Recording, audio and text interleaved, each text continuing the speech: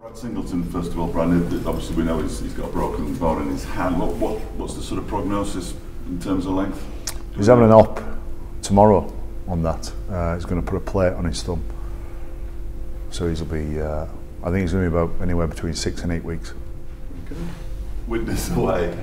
It brings its own interesting dynamic with the pitch, and I know lots of teams have played there lots of times, away teams, but it still must be something to prepare for. It's a factor for sure.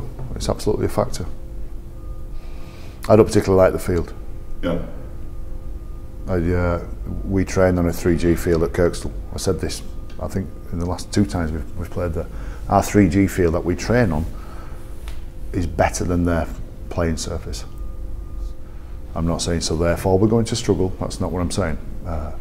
But if you're asking me if we was to draw an amateur team away in the Challenge Cup and we had to go play in a field that had very little grass on it and that had very little attention to it, would that be a factor? I'd say yeah, it's a factor, but we're still going to go on there and do a good job. I'm saying about Widnes' ground, I don't like it. I wouldn't want my team to play on that every single week.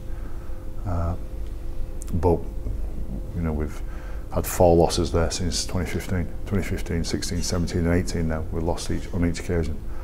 And we need to be better at that. So you'd be confident? I mean, what does the Challenge Cup and what would a good cup run mean to you and to the team? The same as it does every week, every year, sorry. It's a big thing. It's a big deal. And it's one of the attractions of our sport, our competition. So you know the conclusion of a good run in the cup means you get to play at Wembley in front of thousands of people. It's brilliant. It's a great experience. We'd love to progress.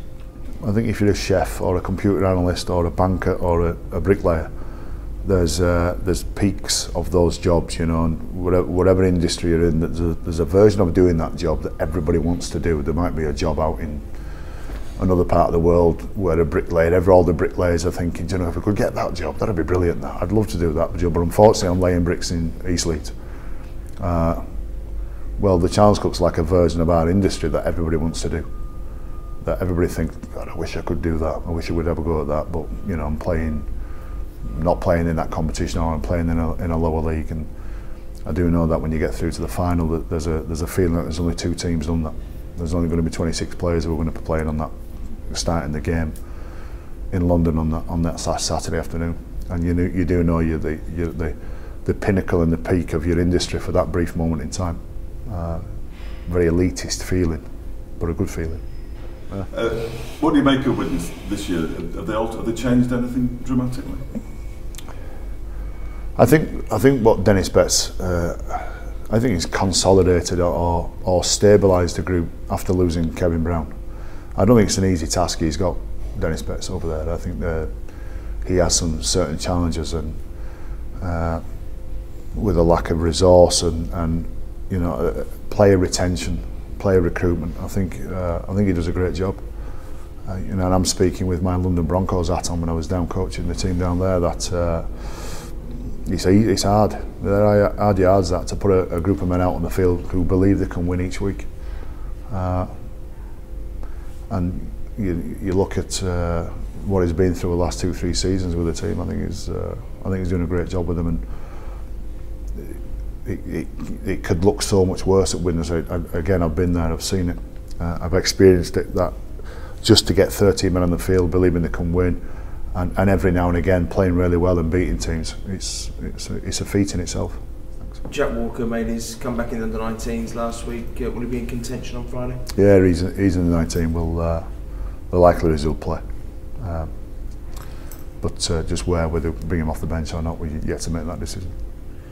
Ashton Golding, obviously contender for that fullback spot. He had a mixed night last week against Warrington. How have you dealt with him this week? He did have a mixed night. I don't mind saying that it was costly for us, and certainly it put a bit of anxiety in people. But I thought his reaction was brilliant. I thought his attitude towards it and the way he dealt with that on the field, you could see he maintained his confidence, maintained his attitude of he's got a job to do. and was good afterwards. In terms of dealing with him, we had a chat. He wanted to chat to me. I didn't have to pull him. He came and talked to me and just pretty much said that he wants me to know that what he did wasn't good enough, and he understands it hurt the team for the period that he dropped those couple of balls there. And you know, the players then go forward and make some assurances that they're going to work the rocks off to make sure that doesn't ever happen again. And that's what you need as a coach. You don't want a bloke apologising or trying to give you weak reasons or try and justify what happened. He just wanted to impress upon me and said, look coach, just so you know, I don't think what I did was great. I understand how it affected the team, but I also want you to know that I'm on it. I'm going to get this right, I'm going to fix it up. Which is a great reaction from him. Very mature man, Ashton, very honest man as well.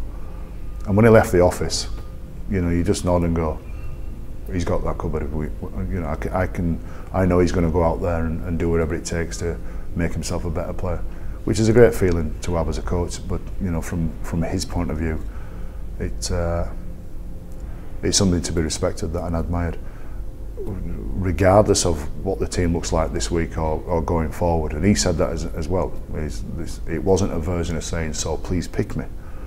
And he made that clear as well. He just wanted to impress upon me that he appreciates the gravity of the situation that happened on Friday night, which I wish all players were like that.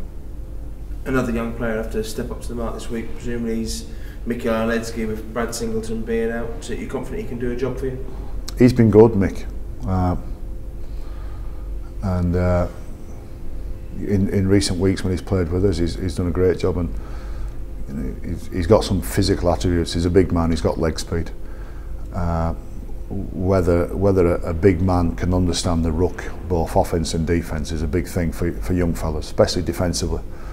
And you know, so how you get back on side and where you get back on side to is one thing, and sometimes you try and impress upon a big man that you've got to get on side a little bit quicker than a slow jog. And they all get it, but some of them can't do it. Where Mick's got some real good leg speed. But surprisingly, although he's a late addition to the game, hasn't been playing that long, he's a good reader of it as well.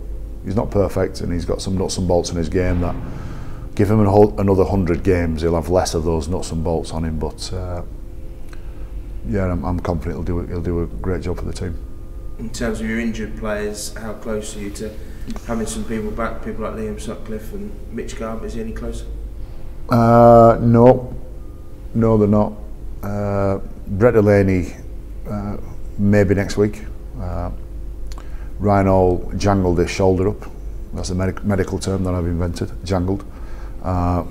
So he's going to miss this week. Might be back next week, Rhino. It's just a bit of a bruising.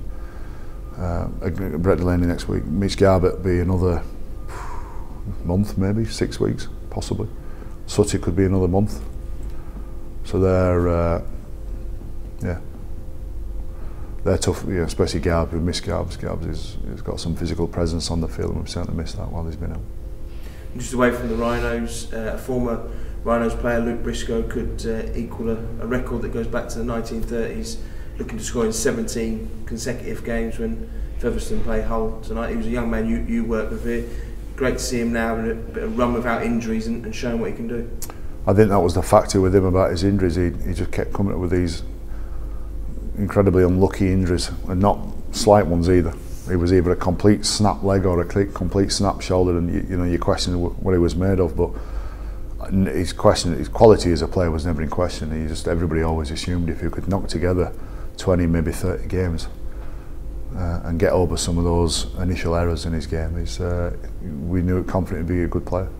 That'd be a challenge against Hull tonight for Featherstone, but not undoable either, as we were mentioning earlier on. Not undoable, and if they can just manage the early stages of the game, manage Hull's size, there's a chance. There is a scenario where Featherstone really do trouble Hull, but their strike players will have to come up with something, and Briscoe being one of them. It'd be good if he could score a try for sure.